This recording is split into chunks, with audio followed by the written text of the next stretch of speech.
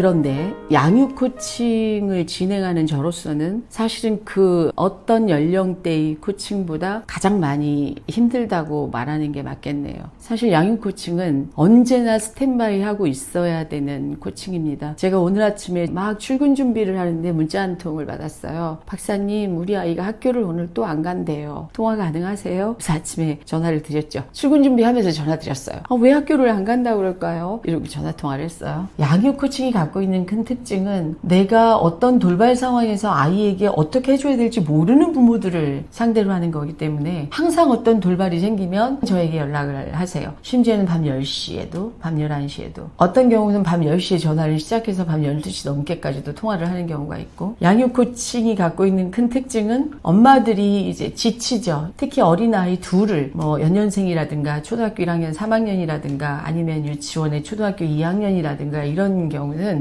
되게 엄마들이 좀 육체적으로도 신체적으로도 지치고 정서적으로도 굉장히 많이 지치실 때죠. 이러면 그 엄마가 가지고 있는 정서적인 어떤 결핍, 고갈 이런 것들을 좀 해결해 드려야 돼요. 소위 말하면 좀 응원을 해 드려야 되는데 그것이 필요한 때가 있어요. 그 필요한 때가 밤 늦은 시간일 수도 있고 아침 일찍일 수도 있고, 그럴 때 언제나 스탠바이 하고 오는 전화를 받아야 되고 전화를 드려야 되고, 때로 폭풍같이 오열하는 엄마와 같이 울어야 되고 이런 어려움이 좀 있긴 하죠. 그렇지만 그런 어려움, 이런 어려움을 감수하고라도 이것이 정말 가치 있다고 느낄 때는 그 자폐 스펙트럼에서 경계의 진단을 받고 병원에서조차도 약물치료 필요하면 오세요, 이렇게 좀 푸대접이라고 그래야 될까요? 본인 말로는 이런 푸대접을 받고 아직 심각하지 않습니다, 그랬는데 느끼는 엄마는 너무 심각하죠. 이런 케이스들을 이제 제가 맡아서 엄마를 위로하고, 엄마를 소위 말하면 저와 같은 심리 코칭 전문가로 소위 양성해 간다고 그래야 될까요? 저를 좀 복사해낸다라는 느낌? 그런 느낌으로 부단히 교육하고 가르치고 때로는 코칭하고, 이런 엄마들이 이제 아이를 내가 하듯 아이를 돌볼 수 있게 됐을 때, 그래서 오늘은 아이가 이런 이슈를 가지고 왔어요. 오늘은 수학시험을 봤는데 아이가 수학시험지를 가방에 꼭꼭 뭉쳐서 가지고 왔어요. 아마 시험을 못 봤겠죠. 이럴 때 예전 같으면 왜 이랬니?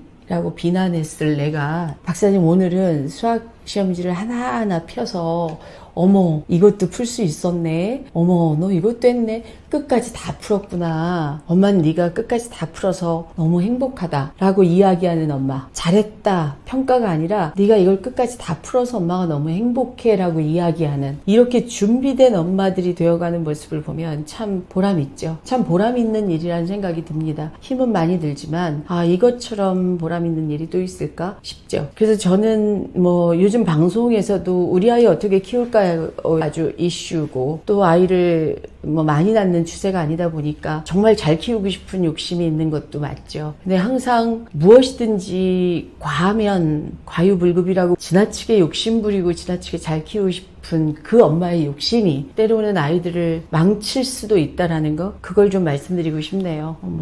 만고불변의 진리겠죠. 엄마가 너무 유능하면 아이는 무능해지는 게 진리입니다. 그래서 전 가급적이면 엄마에게 무능해지라고, 아이가 실수하고 실패하고 그리고 실수와 실패를 좀 딛고 일어설 수 있는 기회를 주시라고 말씀을 많이 드리죠. 사실은 양육 코칭의 핵심은 그거인지도 모르겠어요. 너무 유능한 엄마를 조금은 좀 무능하기도 하고 조금은 좀 실수하기도 하는 엄마, 또 실수하는 자신을 좀 용납하기도 하는 그런 엄마, 그리고 마지막으로 꼭 드리고 싶은 말씀인데, 저희가 그 양육 관련 프로그램들을 많이 보면서 전 가끔 그런 생각을 해요. 이 시대의 많은 엄마들이 이런 프로를 보면서 나도 저렇게 하고 있잖아, 나도 저런 실수하는데, 나도 집에서 저렇게 하는데, 그럼 우리 애도 이렇게 잘못되는 거 아니야? 두려움들을 많이 가지신다는 거죠. 이것이 양육 관련 그런 어떤 자료들에 많이 노출됐을 때 꼭 긍정적이지만도 않다라는 거죠. 과거 우리 부모들이 아이들을 어떻게 길러야 될까라는 교육을 많이 받았기 때문에 저희들을 기른 건 아닌 거거든요.